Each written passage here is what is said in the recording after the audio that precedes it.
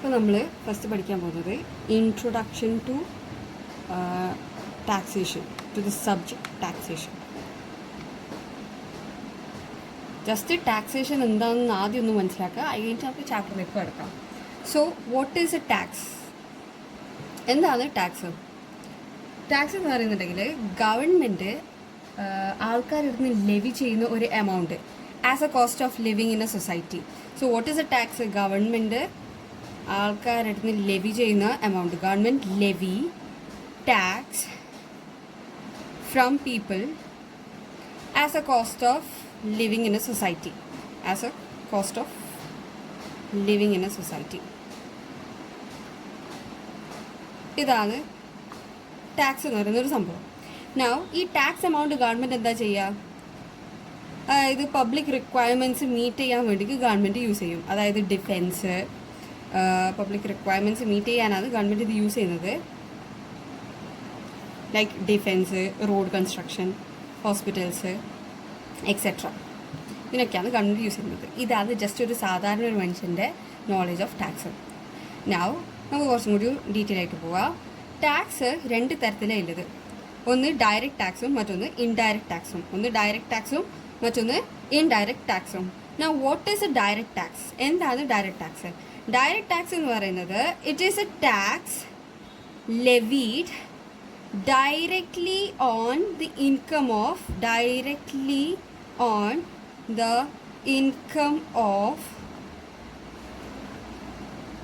Income and wealth of person. ഇതാണ് direct tax. So what is a direct tax? Direct tax is a tax levied directly on the income and wealth of a person. എന്നാൽ indirect tax എന്താണ്? Indirect tax price of goods and സർവീസസിൽ levy ചെയ്യുന്ന tax ആണ്. Price of goods and സർവീസസിൽ levy ചെയ്യുന്ന tax ആണ് എന്ത്? Indirect tax. ഇനി ഡയറക്റ്റ് ടാക്സ് പിന്നെ രണ്ട് തരമുണ്ട്. ഒന്ന് ഇൻകം ടാക്സ്, മറ്റൊന്ന് എന്ന് പറയുന്നത് നമ്മളുടെ ഈ tax on undisclosed foreign assets and income. Tax on undisclosed foreign income and assets. Indirect ടാക്സും രണ്ട് തരത്തിൽ വരുന്നുണ്ട്. ഒന്ന് GST, മറ്റൊന്ന് കസ്റ്റംസ് ഡ്യൂട്ടി. നമുക്ക് CA ഇൻ്റർമീഡിയറ്റിൽ മെയിൻലി ഇൻഡയറക്റ്റ് ടാക്സിന് GST മാത്രമേ നോക്കാനുള്ളത്. ഇപ്പോൾ നമുക്ക് ഡയറക്റ്റ് ടാക്സിലേക്ക് കടക്കാം. ഇപ്പം നമ്മൾ പറഞ്ഞു ഡയറക്റ്റ് ടാക്സ് നമ്മൾ പറഞ്ഞിട്ടുണ്ട് എന്ത്? ഇൻകം ടാക്സ് ആണ്. അതിനെക്കുറിച്ചാണ് നമ്മൾ കുറച്ച് ഡീറ്റെയിൽ ആയിട്ട് ഇനി നോക്കാൻ പോകുന്നത്. Now income tax, what is N income tax? എന്താണ് ഇൻകം ടാക്സ്? ഇൻകം ടാക്സ് എന്ന് പറയുന്നത് it is a tax levied on total income of the previous year of every person. It is a tax levied on the total income of the previous year of every person. Okay, ഇവിടെ നമ്മൾ മൂന്ന് വേർഡ്സിനെ മെയിനായിട്ട് consider ചെയ്യണം. ഒന്ന് total income, രണ്ടാമത്തത് previous year, മൂന്നാമത്തത് person. നമ്മൾ പറഞ്ഞു ഇൻകം ടാക്സ് എന്താണ്? ഇൻകം ടാക്സ് എന്ന് പറയുന്നത് tax levied on the total income of the previous year of every person. So what is total income? Total income എന്താണ്? നമുക്കറിയാം ഇൻകം ടാക്സ് ആക്ട് 1961 പ്രകാരം, ഇൻകം ടാക്സ് ആക്ട് 1961 പ്രകാരം total income എങ്ങനെ compute ചെയ്യാമെന്ന് പറഞ്ഞു തന്നിട്ടുണ്ട്. അതിൻ്റെ കുറച്ച് സ്റ്റെപ്സ് ഉണ്ട്. ഓക്കെ, അതിൽ ഫസ്റ്റ് സ്റ്റെപ്പാണ് ഡിറ്റർമിനേഷൻ ഓഫ് റെസിഡൻഷ്യൽ സ്റ്റേറ്റസ്. ഇത് ഡീറ്റെയിൽ ആയിട്ട് നമ്മൾ ഇനി വരുന്ന ചാപ്റ്ററിൽ പഠിക്കും. ഈ ബേസിക് കോൺസെപ്റ്റ് എന്ന് പറയുന്ന ചാപ്റ്ററിൽ നമ്മളിത് പഠിക്കുന്നില്ല. രണ്ടാമത്തെ സ്റ്റെപ്പ് എന്ന് പറയുന്നത് classification of income under 5 heads. Classification of income under 5 heads. Module 2 എന്ന് പറയുന്നത് തന്നെ ഈ 5 ഹെഡിനെ കുറിച്ച് ഡീറ്റെയിൽ ആയിട്ട് പഠിക്കാനുള്ളതാണ് മൊഡ്യൂൾ 2. സോ അതും ആ സമയത്ത് പഠിക്കാം. ഇനി മൂന്നാമത്തെ സ്റ്റെപ്പ് എന്ന് പറയുന്നത് computation of income under each head. Computation of income under each head. ഓരോ ഹെഡിലും ഓരോ ഇൻകം ഉണ്ടാവും. എന്തൊക്കെയാണ് 5 ഹെഡ് എന്നും ഞാൻ വയ്യ പറഞ്ഞുതരാം. Under each head. നാലാമത്തത് കമ്പ്യൂട്ടറൊക്കെ ചെയ്ത് കഴിഞ്ഞാൽ ഓരോ ഹെഡിനും ഇൻകം കമ്പ്യൂട്ട് ചെയ്ത് കഴിഞ്ഞാൽ നമ്മൾ എന്ത് ചെയ്യുക, ക്ലബിങ് ചെയ്യാനുണ്ട്. ഏത് ഈ ഇൻകം ആണോ ക്ലബിങ് ചെയ്യുന്നത്, ഓരോ ഹെഡിൽ ഇൻകം ആണോ ക്ലബിങ് ചെയ്യുന്നത്? അല്ല, നമ്മൾ ക്ലബിങ് ചെയ്യുന്നത് നമ്മളെ സ്പൗസിൻ്റെയോ നമ്മളെ മൈനർ ചൈൽഡിനൊക്കെ ഇൻകം ഉണ്ടായിട്ടുണ്ടെങ്കിൽ ആ ഇൻകം ആണ് ക്ലബ് ചെയ്യുന്നത്. Clubbing of income of spouse and minor child. Now step 5 എന്താണ്? Set of or carry forward. ഇതൊക്കെ ഡീറ്റെയിൽ ആയിട്ട് മൊഡ്യൂൾ 3 പഠിക്കേണ്ടതാണ് കേട്ടോ. ക്ലബിങ്ങും സെറ്റ് ഓഫും ക്യാരി ഫോർവേഡൊക്കെ മൊഡ്യൂൾ 3 നമ്മൾ പഠിക്കും. ഇതിപ്പോൾ ജസ്റ്റ് ഒന്ന് കേട്ട് വെക്കുക. ഇങ്ങനത്തെ കുറേ കാര്യങ്ങളുണ്ട് എന്ന് ആലോചിച്ച് വെച്ചാൽ മതി. Carry forward, set of and carry forward. ആറാമത്തെ സ്റ്റെപ്പാണ് എന്ത്? Computation of gross total income. Computation of gross total income. അങ്ങനെ നമുക്ക് ഇതൊക്കെ കിട്ടി കഴിഞ്ഞ് കഴിഞ്ഞാൽ എല്ലാ ഹെഡിൻ്റെയും ഇൻകം കിട്ടി, ക്ലബിങ്ങും ചെയ്ത് സെറ്റ് ഓഫും ചെയ്ത് കഴിഞ്ഞാൽ നമുക്ക് ടോട്ടലായിട്ട് ഗ്രോസ് ടോട്ടൽ ഇൻകം കിട്ടും. ഇനി ഈ ഗ്രോസ് ടോട്ടൽ ഇൻകത്തിൽ നിന്ന് സ്റ്റെപ്പ് 7 വരുന്നുണ്ട്. അതായത് deductions from gross total income. Gross total income കണ്ടുപിടിച്ച് കഴിഞ്ഞാൽ നമുക്ക് കുറച്ച് ഡിഡക്ഷൻസ് ആപ്ലിക്കബിൾ ആണ്. ആപ്ലിക്കബിൾ ആവുന്ന ഡിഡക്ഷൻസ് നമ്മൾ എന്ത് ചെയ്യുക, കുറക്കുക. Deductions from gross total income. 8ാമത്തെ സ്റ്റെപ്പാണ് എന്ത്? Computation of total income. Okay, deduction of gross total income കിട്ടി കഴിഞ്ഞാൽ ഗ്രോസ് ടോട്ടൽ ഇൻകത്തിൽ നിന്ന് ഡിഡക്ഷൻസ് കുറച്ച് കഴിഞ്ഞാൽ നമുക്ക് എന്ത് കിട്ടും? Computation of total income. Total income കിട്ടും. ഓക്കെ, ഇനി 9ാമത്തെ സ്റ്റെപ്പ് എന്ത് വരും? 9ാമത്തെ സ്റ്റെപ്പാണ് നമ്മൾ ഈ ചാപ്റ്ററിൽ നോക്കാൻ പോകുന്നത്. ടോട്ടൽ ഇൻകം കിട്ടിക്കഴിഞ്ഞാൽ ആ ടോട്ടൽ ഇൻകത്തിൽ നമ്മളെ ടാക്സ് റേറ്റ്, ഓരോ ഇതിനും ടാക്സ് റേറ്റ് നമുക്ക് പഠിക്കാനുണ്ട്. സോ ആപ്ലിക്കബിൾ ടാക്സ് റേറ്റ് നമ്മൾ എന്ത് ചെയ്യും? So application of tax rate on total income. Okay, അത് നമ്മൾ ഈ ബേസിക് കോൺസെപ്റ്റ് എന്ന് പറയുന്ന ചാപ്റ്ററിൽ പഠിക്കാൻ പോകുന്നതാണ്. Application of tax rate. 10ാമത്തെ സ്റ്റെപ്പാണ് എന്ത്? Surcharge and rebate. So what is a surcharge and what is a rebate, അതും നമ്മൾ ഈ ചാപ്റ്ററിൽ തന്നെ പഠിക്കും. ഓക്കെ, സർചാർജും റിബേറ്റും. സർചാർജ് ഉണ്ടെങ്കിൽ സർചാർജ് ഇതാക്കുക, റിബേറ്റ് ഉണ്ടെങ്കിൽ റിബേറ്റിൻ്റെ കൊടുക്കുക. ഇനി 11ാമത്തെ സ്റ്റെപ്പാണ് എന്ത്? Health and education cess. അതുമുണ്ട്. Health and education cess apply ചെയ്യൽ. ഓക്കെ, 12ാമത്തെ സ്റ്റെപ്പാണ് credit for advance tax, TDS and TCS. Credit for advance tax, TDS, TCS ഇതൊക്കെ ഉള്ളത്. 13ാമത്തേതാണ് ലാസ്റ്റ് സ്റ്റെപ്പ്. അതായത് ഇതൊക്കെ ചെയ്ത് കഴിഞ്ഞാൽ നമുക്ക് ടാക്സ് പേയബിൾ കിട്ടും. ചില കേസിൽ ടാക്സ് പേയബിൾ ആയിരിക്കും, ചില കേസിൽ ടാക്സ് റീഫണ്ടബിൾ ആയിരിക്കും. So which ever is tax payable അല്ലെങ്കിൽ ടാക്സ് റീഫണ്ടബിൾ നമ്മൾ അവസാനം 13ാമത്തെ സ്റ്റെപ്പിലാണ് കണ്ടുപിടിക്കുന്നത്. സോ ദീസ് ആർ ദ, ഇങ്ങനെ കണ്ടുപിടിച്ച് കഴിഞ്ഞാൽ നമ്മൾ ഇവിടെയാണ് എന്ത് ശരിക്കും കമ്പ്യൂട്ടേഷൻ ഓഫ് ടോട്ടൽ ഇൻകം വരുന്നത്. ഈ ടോട്ടൽ ഇൻകത്തിലാണ് നമ്മൾ ടാക്സ് അപ്ലൈ ചെയ്യുന്നത്.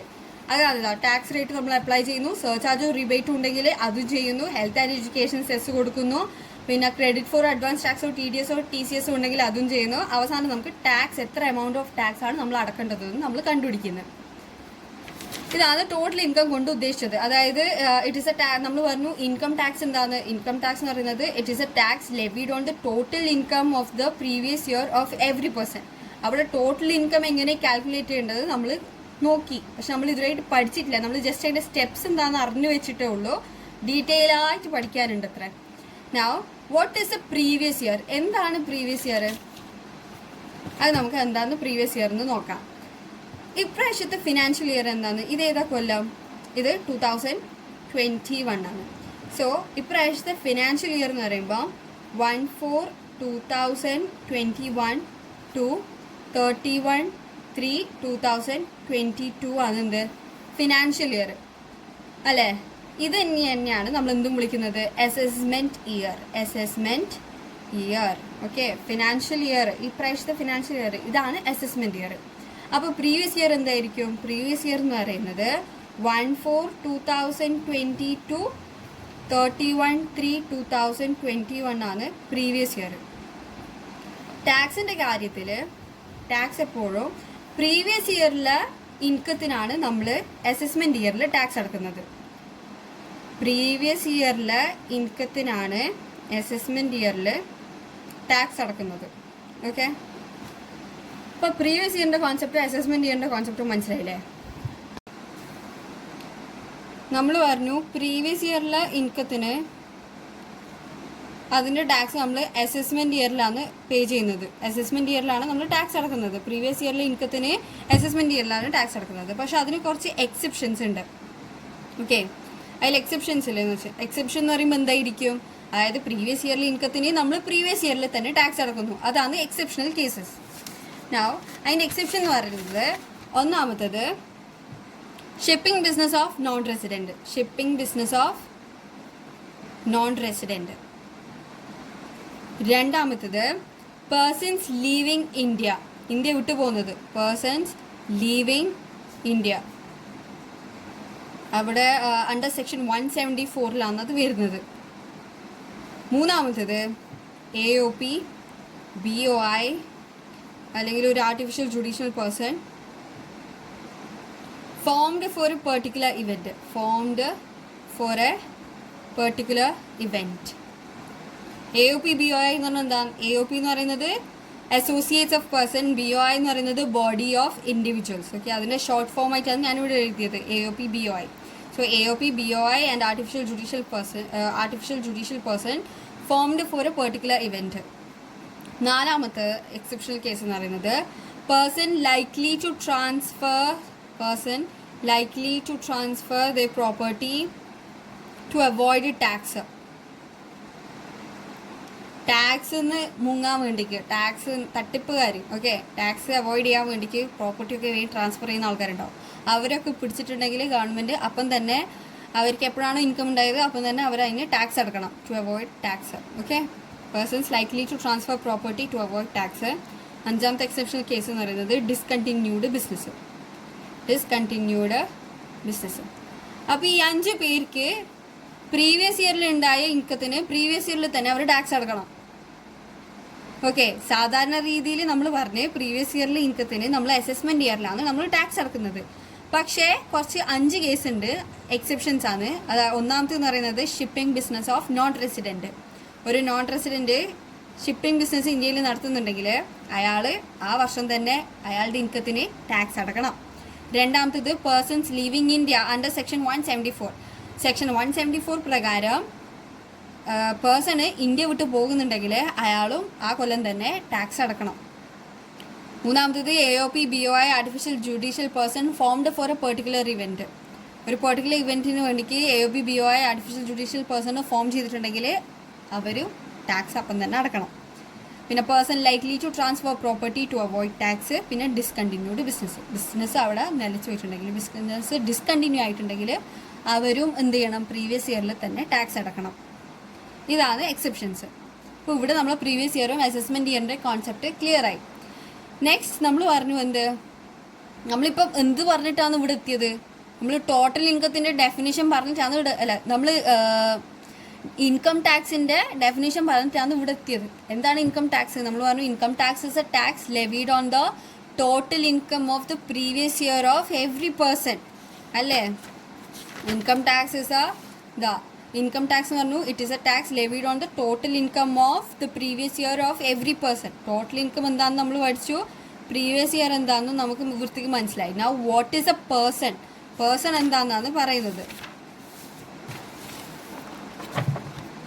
പേഴ്സൺ എന്ന് പറഞ്ഞു കഴിഞ്ഞാൽ ഇൻഡിവിജ്വൽ ഉണ്ട്,